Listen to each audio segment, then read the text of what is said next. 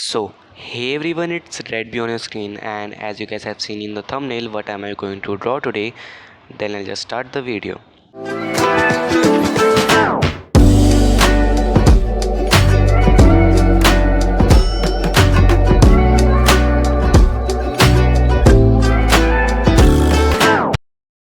और अब जैसा मैंने कहा था कि मैं ट्यूटोरियल वीडियोस बनाऊंगा, then this is one of them. And ये डॉक्टर डूम का स्केलेटन स्केच है जिसे मैंने first as a practice draw करा अपनी प्रैक्टिस नोटबुक में, बट मैं इसको इसमें नहीं बल्कि इस स्केचबुक में ड्रॉ करने वाला हूँ। Then let's start drawing it. लेकिन पहला सवाल ये कि मैं ड्रॉ किससे करूँगा। मैं तुम्हें पर्सनली रिकमेंड करता हूँ use a traditional pencil rather than a mechanical pencil, क्योंकि मैकेनिकल पेंसिल डिटेलिंग के लिए होती है, रफ स्केचिंग के लिए नहीं। इसलिए always use a traditional pencil to start your drawing. ये स्केचबुक का साइज़ A5 है, जो कि ट्यूटोरियल समझाने के लिए बेस्ट है, क्योंकि A4 साइज़ पर ट्यूटोरियल समझा नहीं सकता क्योंकि वो पेपर बड़ा होता है।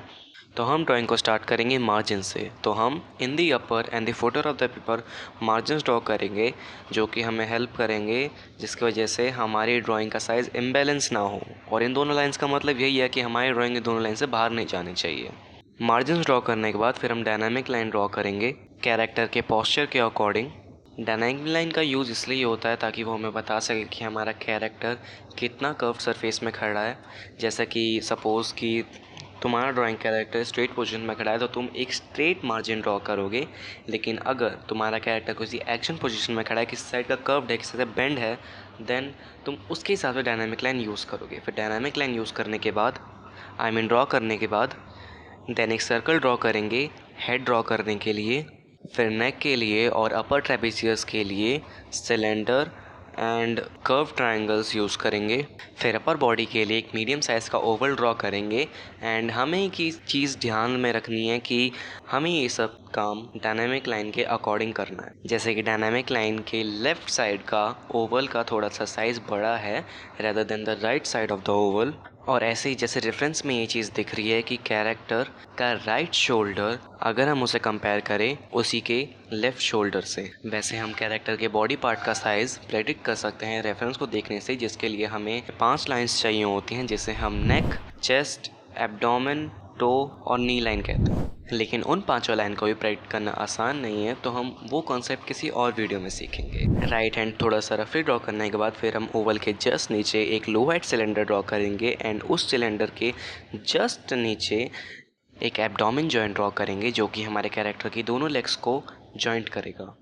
और जैसा कि मैंने बताया कि कैरेक्टर थोड़ा एक्शन पोजीशन में है, तो हम उसकी राइट लेग थोड़ी सी लॉन्ग ड्रॉ करेंगे, जिसके लिए हम पहले एक थाई शेप सिलेंडर ड्रॉ करेंगे, फिर उसके नीचे एक नी सर्कल, फिर लोअर लेग। एंड हम लेफ़्ट लेग के लिए भी यही सेम चीज़ अप्लाई करेंगे, लेकिन लेफ़्ट लेग थोड़ी सी बेंड है, जिसकी वजह से थाई सिलेंडर का साइज़ थोड़ा ह्यूज ड्रॉ करना पड़ेगा।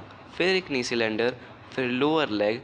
वैसे ये अपर लेग वाला पार्ट रेफरेंस में नहीं दिख रहा है क्योंकि वो कॉस्ट्यूम से कवर्ड है, लेकिन हमें वो ड्रॉ करना ज़रूरी है ताकि हम ये प्रेडिक्ट कर सकें कि हमारी लोअर लेग कहाँ पर ड्रॉ होगी।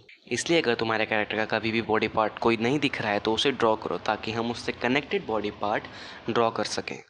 एंड अब बस चेस्ट एंड रिब गाइडलाइंस बची हैं, फिर हमारा स्केलेटन स्केच दोबारा कंप्लीट हो जाएगा। मैंने वो 5 गाइडलाइंस ड्रॉ नहीं करी जैसा मैंने बताया, तो हमें चेस्ट ड्रॉ करने के लिए अंदाज़ा लगाना पड़ेगा। एंड एक चीज़ और, जब भी तुम चेस्ट ड्रॉ करते हो तो चेस्ट का एंड पॉइंट हमेशा जाके आर्म पिट्स में कनेक्ट होता है कैरेक्टर के, जब भी वो एक्शन पोजीशन में हो।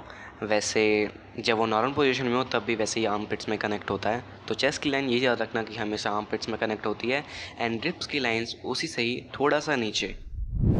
And you know what time it is. Disco time. No! नहीं, ये टाइम है इरेजिंग करने का और फाइनली अपने मैकेनिकल पेंसिल को यूज़ करने का डिटेल्स ड्रॉ करने के लिए। And I think this is and for the tutorials, and from now on you guys can enjoy the time lapse. I will see you at the results.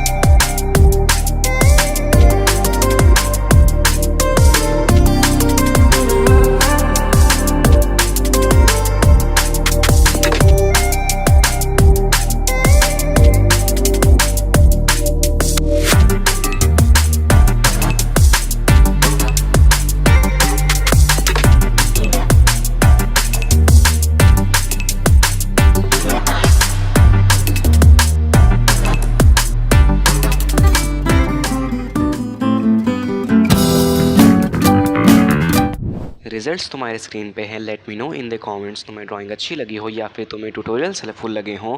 और thumbnail में जो question था अगर मैं उसका आंसर दूं तो मुझे इस ड्राइंग को बनाने में टोटल 3 आवर्स 14 मिनट्स 51 सेकंड्स लगे। इसलिए मैं कहता हूँ artist things are not that easy you think.